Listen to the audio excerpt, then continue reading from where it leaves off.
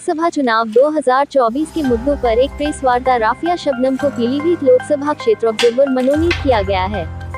उत्तर प्रदेश कांग्रेस अल्पसंख्यक विभाग के प्रभारी एवं राष्ट्रीय coordinator all India Congress committee minority department Shri Shakir Ali ji द्वारा राफिया शबनम को पीलीभीत लोकसभा क्षेत्र का ऑब्जर्वर मनोनीत किया गया है। ये जिम्मेदारी सौंपने पर ऑब्जर्वर राफिया शबनम ने कांग्रेस अल्पसंख्यक विभाग के राष्ट्रीय चेयरमैन श्री इमरान प्रताप अली जी, प्रदेश प्रभारी श्री शाकिर अली जी, उत्तर प्रदेश कांग्रेस कमेटी के प्रदेश अध्यक्ष श्री अजय राय जी का धन्यवाद देते हुए सभी इंडिया गठबंधन के नेतागण और देशवासियों को नवरात्रि व ईद उल फित्र की हार्दिक शुभकामनाएं दी हैं। राफिया शबनम ने प्रेस वार्ता में पत्रकारों को संबोधित करते हुए कहा कि आज हम सब देश के हालातों को खूब देख रहे हैं, जिसके लिए देश को कांग्रेस की जरूरत है। जैसा कि कांग्रेस ने अपने मैनिफेस्टो में ही साफ किया है कि किसान, बेरोजगार, मजदूर, महिला, बुजुर्ग, आरक्षण और वो तमाम मुद्दे जो कि सीधे समाज से जुड़े हुए हैं, यहाँ तक कि ईवीएम का वीवीपीएटी हाँ या समान नागरिक संहिता पर कानून हाँ या पर्सनल लॉ बोर्ड स्वतंत्रता जीतने के बाद दल बदलने वाले नेताओं पर कानून और संबंध। बड़ी बात ये डर और घुटन के माहौल से आजादी का वादा, समाज में स्वरूप इकोसिस्टम बहाल करने का वादा। ये घोषणा पत्र जनता का जनता द्वारा जनता के लिए बनाया गया है। इस घोषणा पत्र के लिए कांग्रेस बधाई की पात्र है।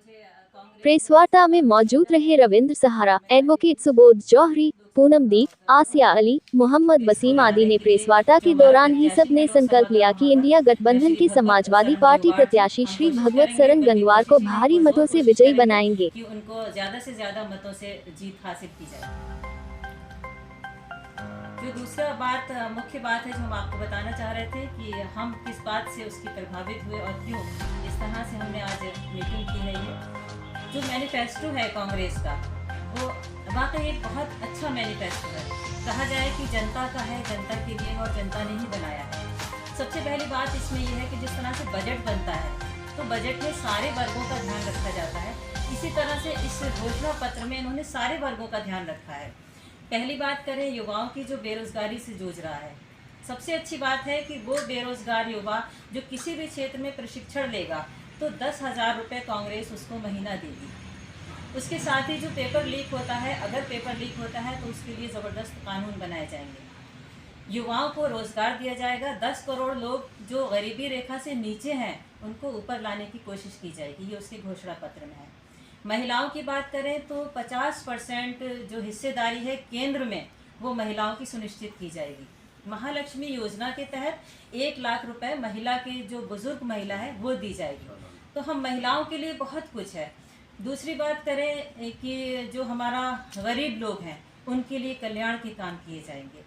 साथ ही और हम पढ़कर थोड़ा सा बताते हैं, जो एमएसपी है उस पर कानून बनाने की बात की जा रही है और जो एससी एसटी जो पिछड़ा वर्ग है उसको बराबरी का दर्जा देने की कोशिश की जाएगी। साथ ही ये निश्चित किया जाएगा कि 50% उसकी भागीदारी हो और जनसंख्या जो है उनकी वो गिनती करी जाएगी। कह रहे हैं कि भाई पता नहीं कितना ओबीसी है, कितना एससी एसटी है, तो वो उसकी जनगणना की जाएगी। ये बहुत महत्वपूर्ण बात है। दूसरे जो बहुत समय से, लंबे समय से बात चल रही है कि भाई समान नागरिक संहिता कानून बनाया जाएगा, मुसलमानों को उपेक्षित किया जाएगा, मुसलमानों को एक तरफ कर दिया जाएगा। तो जो सबसे बड़ी बात हमें लगती है, हमारे अल्पसंख्यक समाज को लगती है, वो ये है कि समान नागरिक संहिता कानून में हमें जो स्वायत्ता है, जो पर्सनल लॉ बोर्ड है, उसकी जो शक्तियां हैं वो बरकरार रखी जाएंगी।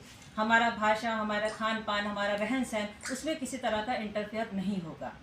तो ये हमारे लिए एक अच्छी बात है। इसके बाद जो दल बदल, जो हमारे विधायक या सांसद जीत कर आते हैं, किसी ने उनको ले लिया, उन्होंने फ़ौरन जाके उसको बीजेपी को या अदर पार्टी को समर्थन दे दिया। इस पर एक सख्त कानून बनेगा कि अगर वो इस दल को छोड़कर जाते हैं तो उनकी सदस्यता हमेशा के लिए रद्द होगी। जो हम मानते हैं, हम जनता भी मानती है कि ऐसा होना चाहिए। आपने कांग्रेस के लिए काम किया, कांग्रेस को वोट दिया या अदर पार्टी को वोट दिया, आपने बदलकर अपनी मर्जी की पार्टी में चले गए, इसका सबसे बड़ा अंकुश लगाने का काम करेगी।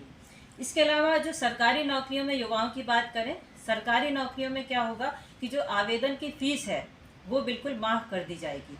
होता क्या है कि हमने युवाओं ने, बच्चों ने फार्म भरा, उसके बाद वो पेपर लीक हो गया, वो फ़ीस जाती कहाँ है? उसका लाखों और करोड़ों में गिनती होती है।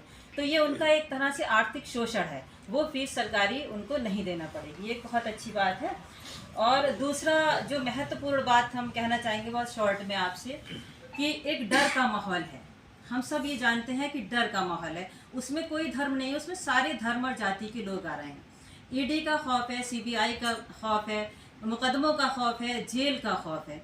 तो सरकार अगर बनती है कांग्रेस की, तो उसने सबसे पहले ये सुनिश्चित किया है कि इस डर के माहौल को ख़त्म किया जाए और स्वस्थ समाज यानी स्वस्थ समाज का निर्माण किया जाए और इकोसिस्टम को सुधारा जाए, ताकि हमारा जो हर इंसान जो भी कोई है वो इस डर के माहौल से निकले। क्योंकि हम कोई भी काम कर रहे हैं, हम चाहे भले ही वो सही कर रहे हैं कि नहीं भाई ये ऐसा ना हो कि हमसे गलत हो जाए, तो जो ये डर का माहौल है मेरी नज़र में सबसे ज़्यादा ज़रूरी है।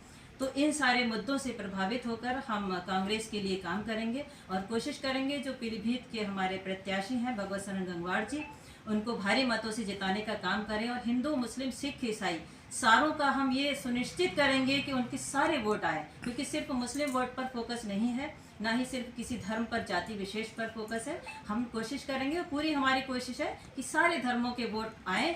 क्योंकि सरकार बदलना ज़रूरी है और हमारी जो कांग्रेस है उसका आना समाज की एक मांग है, समाज की एक आवश्यकता बन चुकी है। जो कांग्रेस 70 साल से काम कर रही है, आज लोगों ने उस पर अविश्वास ये सोचकर कह दिया कि भाई कोई चेहरा नहीं है, कोई और ऑप्शन नहीं है। तो क्या आप ये मानते हैं कि ये ऑप्शन जो 70 साल से चल रहा था आज वो सरकार चलाने लायक नहीं है? आपको वही विश्वास, वही आत्मविश्वास आपको फिर से वापस लाना पड़ेगा और आपको एक बार फिर से कांग्रेस पर विचार करना नहीं बल्कि उसको वोट देकर सरकार बनाने का काम करना होगा, ताकि एक स्वस्थ समाज में हम आप जीवित रह सकें। ठीक है। बहुत बहुत